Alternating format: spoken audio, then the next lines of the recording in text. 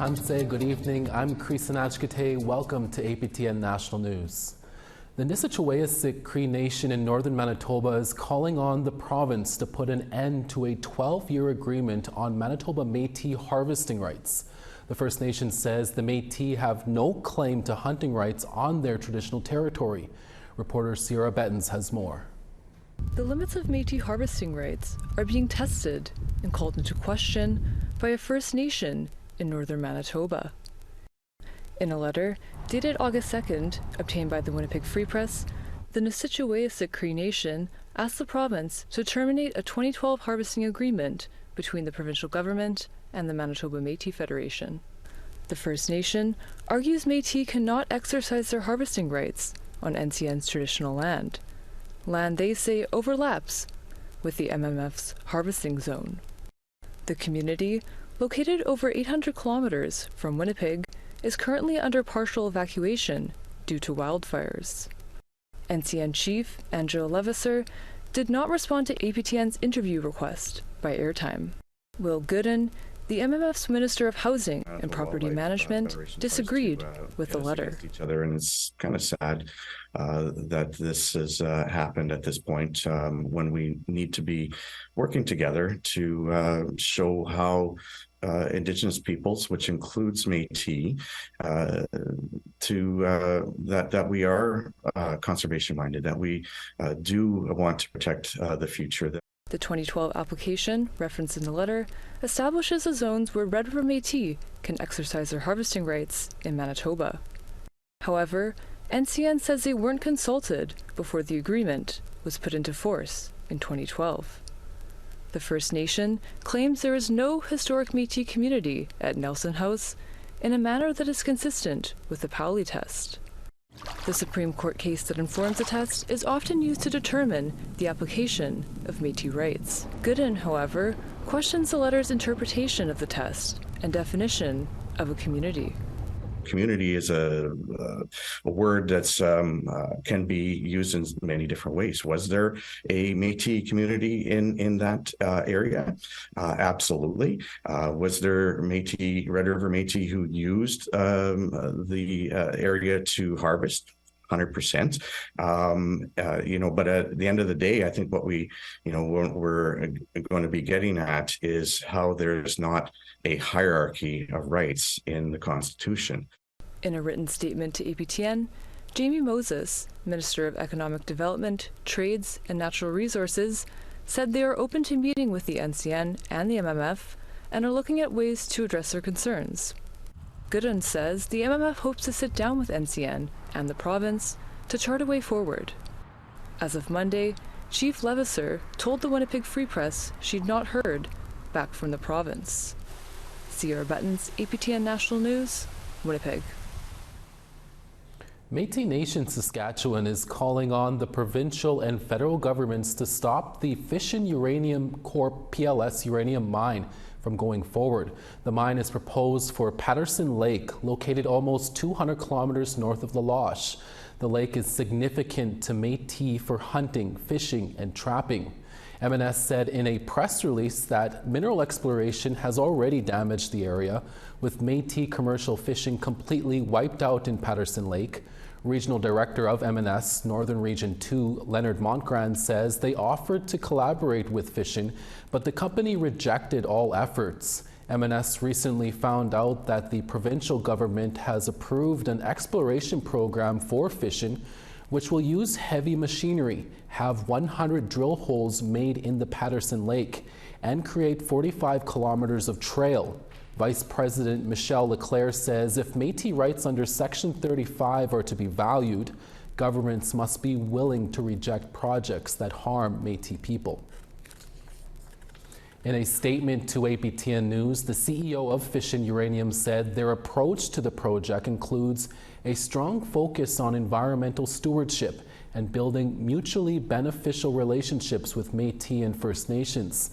The statement says the company has had ongoing engagement and executed numerous agreements with Métis and First Nations through the course of several years and remain willing to engage with MNS to understand their concerns and seek solutions.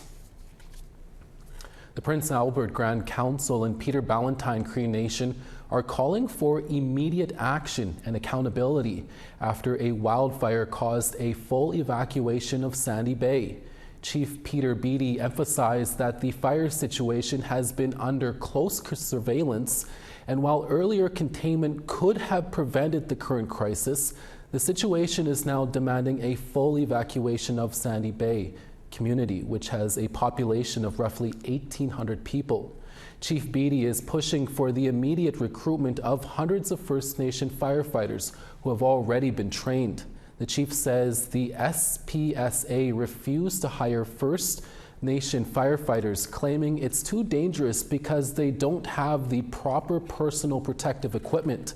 The chief says refusing to deploy qualified First Nation firefighters is not only a serious oversight, but a dangerous excuse that endangers lives and communities. Mi'kmaq chiefs in Nova Scotia met with Parliamentary Secretary to the Minister of Indigenous Services, Jenica Atwin, and Senator Aaron Prosper in Millbrook First Nation, just north of Halifax today. They announced a funding agreement of $2.4 million over 5 years to the Confederacy of Mainland Mi'kmaq. The money will help support 8 emergency coordinators in 8 communities. They will assess the needs of each community to prepare and respond to emergency events such as wildfires, hurricanes, floods, and snowstorms, which is becoming more and more frequent. One chief said each community needs a full team for emergency response in case they are isolated, such as what happened during the COVID lockdowns. But Chief Bob Glode of the Millbrook First Nation said this is a start of what's needed. And that's what we need to be able to continue to do, is build that capacity, build that training, build that knowledge of what is needed in our communities, because each natural disasters that's been happening several times a year does have a significant impact, and it's a cleanup and restoration, and that needs to be able to is ongoing. And that working relationship. A new Statistics Canada report looks at the well-being of Indigenous children in this country and how they stack up against other ethnicities. Using data from the 2022 Indigenous Peoples Survey, the report focuses on children aged 1 to 14 years old who are First Nation, living off reserve, Metis, or Inuit. Our Sav Jonesa brings us this brief report. It found that 69% of Indigenous children have excellent or very good mental health as reported by their parents. For non-Indigenous children, that number is 86%, according to a Canadian Health Survey from 2019. Almost a third of parents of Indigenous children reported insufficient household income to cover household needs like housing and food. The number is highest among Inuit at 43% and 27% of Metis and 23% of First Nations living off reserve. Food insecurity affected more than 2/5 of Indigenous children, with 14% missing meals or going without food. Inuit children were the most food insecure. Food insecurity affects less than 1/5 of non-Indigenous children, according to the data. Sav Jonesa, APTN National News, Winnipeg. A Northern Ontario Indigenous community is putting out an urgent call to the federal government to cover a $20 million shortfall in its campaign to build a new elders' home. The current home in Wickwamacong unceded territory was built in 1972, and officials there say the structure is no longer viable. The community is concerned that if a new facility cannot be built, elders will be forced to relocate to other facilities across Ontario away from their homes. A grassroots fundraising campaign has managed to raise more than $2 million, while calls continue for a meeting with the federal government. A spokesperson for Indigenous Services Canada states that the department is working with Wickwamacong and the Ontario government to explore funding options. Meantime, Ontario is extending the home's current operating license while the community continues to seek funding. We are attempting to secure a meeting with the Minister of Indigenous Services Canada. We've been trying for the last 6-8 weeks to secure this meeting. It hasn't happened yet. We're even going as far as reaching out to the Prime Minister's office as well, because this is a crisis. This is a critical area for the elders of our community and neighboring communities. And it's a crisis that needs to be solved, and we're really calling on the federal government to support us. Residents in western Manitoba are protesting after their only lifeline to their community continues to be impacted and disrupted. We'll tell you about that story coming up in about 3 minutes after these messages.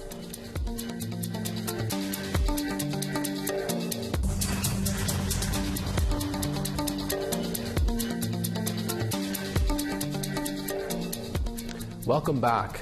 A Puckatawagan man is speaking out after he and his wife and nephew walked 100 kilometers to get home.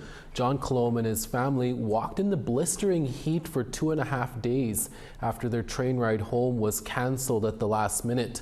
And it's not the only time this happened, says the leadership of the APTN Cree Nation in northern Manitoba. They're calling for the immediate improvement in customer service and more empathy from 3 of the northern Manitoba railroad companies. For more, we're joined by John Colomb.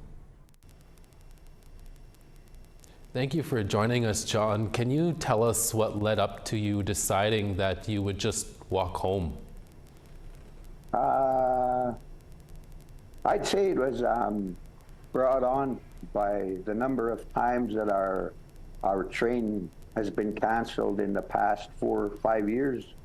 It's been progressing to where it's becoming normal, maybe not to have a train every 2 weeks. They cancel one, and in that 1 day cancel, everything gets thrown out of, the wheel doesn't turn properly, like our construction that's happening at the school, our water treatment plant, our lift station, everything that's being built in our community, it gets affected.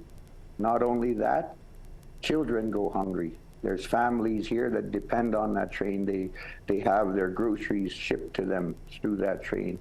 All our essential supplies that we need to keep ourselves alive during our life. When we get up in the morning, everything that has to do with living comes on that train. So, in my mind, I thought to myself, "Hey, why are we just sitting back? Why are we letting this become a normal activity? Why is it such? It's so easy for them to say, well, we're going to cancel the train on you today without any recourse, without any thought for the community itself, for the well-being of the community. They just sweep that aside and say, well, that's okay. It's only Puck."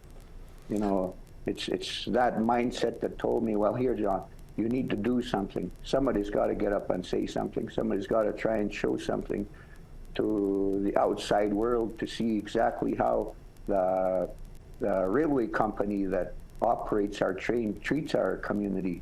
Like we're nothing, like that dust bunny under the couch that builds there and forgotten about. Nobody sweeps it. And yeah, no, such a huge disservice and such an important lifeline for you and everybody else there. What was that journey like? It's been very hot these past days. There's been fires up around that way.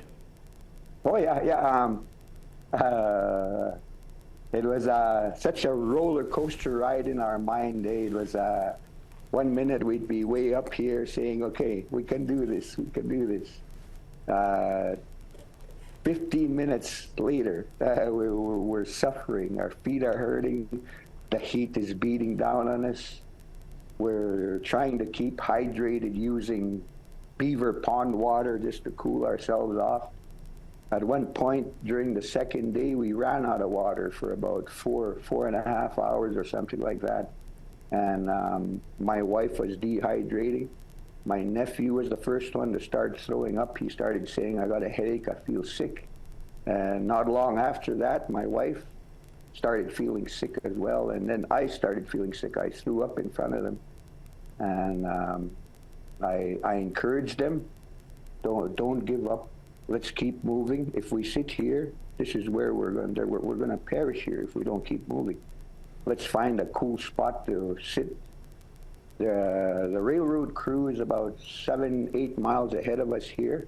Let's try and cover as much space to get to them, I told them. So yeah. That was the hardest part of the trip, was when we ran out of water. Wow. When we had the supplies, when we had our water, when we had our food, you know, we no problem. The only thing that was bothering us was the heat. This is like walking in the desert, you know. It was very hot. Some of the videos I took, you could actually see the heat rising off up the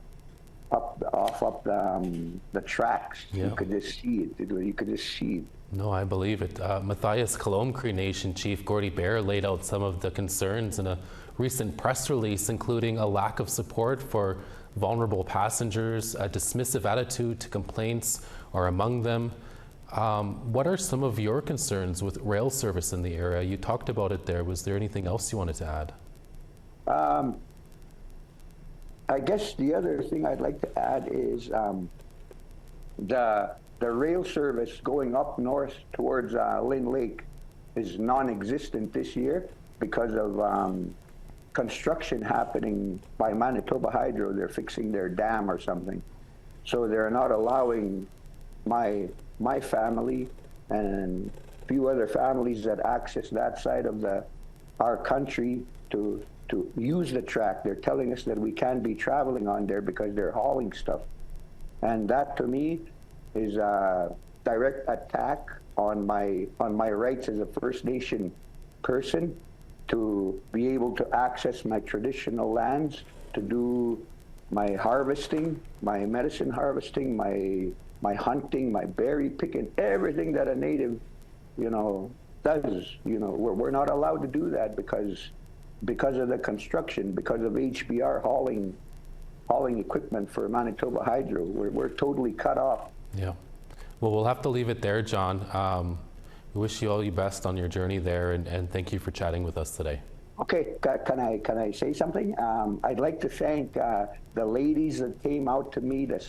The ladies, their names are Sandra Hart, Margaret Linklater, and Sunshine Moore. They made that trek 15 miles out of the community here, pulling 50, 80-pound wagons with their supplies just to try and come and, you know, to encourage us, to keep us going.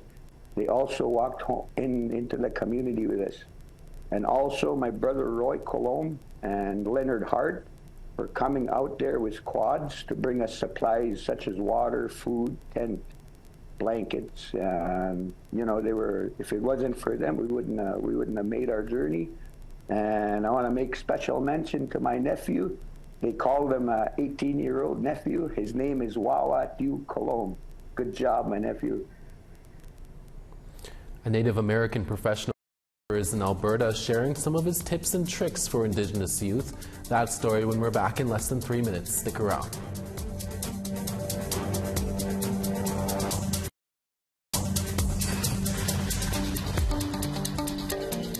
Welcome back. Time now for our photo of the day. Today's photo comes from regular contributor Dave Menzies. Dave was quick to capture this picture of a hawk moth on his wife's flowers out in Steinbach, Manitoba. Great shot, Dave. Thank you for the pic. How are you enjoying your summer? Don't be shy. Share your pictures with us to be featured as our next photo of the day. Email them to share@aptn.ca. Now let's take a look at tomorrow's weather forecast. Over on the East Coast, St. John's 20, Fredericton 24. Nisichawayasihk 20, the Grand River 31. St. Jovite 29, Saguenay 26. Toronto 28, Sarnia 26. Elliott Lake 27, Big Trout Lake 26. God's Lake 27, Puckatawagan 24. 26 in Dauphin, Princess Harbor 24. Swift Current 29, Yorkton 28. Stony Rapids 25, Meadow Lake 27. Grand Prairie 26, Fort McMurray 26 as well. Lethbridge 28, Edmonton 26. Tofino 17, Kamloops 32. Dease Lake 19, Sandspit 18. Beaver Creek 21, Dawson 23. 15 in Yellowknife, Norman Wells 24. Inuvik 22, Colville Lake 20. Baker Lake 17, Chesterfield 11. and the Iqaluit 14 and Iqaluit 8.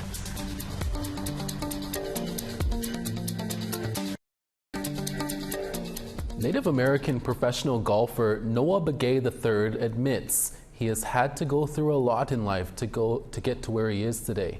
Begay put on a golf clinic this week for Indigenous youth in Canyon Meadows Golf and Country Club in Calgary. His message to them is never give up on your dreams. Here's CTV's Glenn Campbell with more. Noah Begay III is one of the few Native Americans to play on the PGA Tour. But the journey wasn't always easy for the now 51-year-old. He battled substance abuse and injuries throughout his golf career. But Begay persevered in the game. He's an analyst with the Golf Channel and NBC Sports and is now back playing on the Champions Tour. Begay's also a big believer in giving back. On Tuesday, he was on the range at Canyon Meadows to give some golf tips to some Indigenous youth.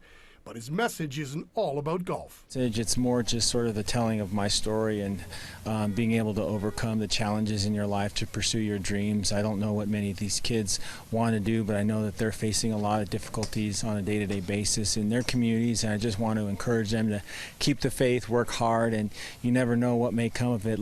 Begay says doing these clinics on tour stops is very rewarding. Well, it's seeing the smile on the faces when they hit a good shot. Golf's a very difficult sport. Many of these young people have just started, and so being able to help them with one element and then see the success in a good shot. And any golfer out there knows it just takes one good shot to keep you coming back. And meeting Begay was a highlight for many of these golfers. I think it's really cool to meet someone that's also like Indigenous as well, and so like a role model like him. And they'll definitely use his tips in the future. I mean, he taught me, like, on my swing, it would always go left. Now it's starting to straighten out because, you know, I got to hold it for 2 more inches. And so he taught me that. And, yeah, I think it's pretty cool. He just taught me to keep my swing a little bit slower and keep it more straighter. Begay won 4 times on the PGA Tour and would love to get that first one on the PGA Tour Champions. His game's in good shape, so you never know. It could be this week. Yep, you never know. We're wishing you all the best there, Mr. Begay. And that's our evening national newscast for this Wednesday, August 14th. We'll be back again tomorrow for your midday newscast. Make sure to join us again. From everyone at APTN National News, Masicho, Miigwech, hi hi. Thank you for watching.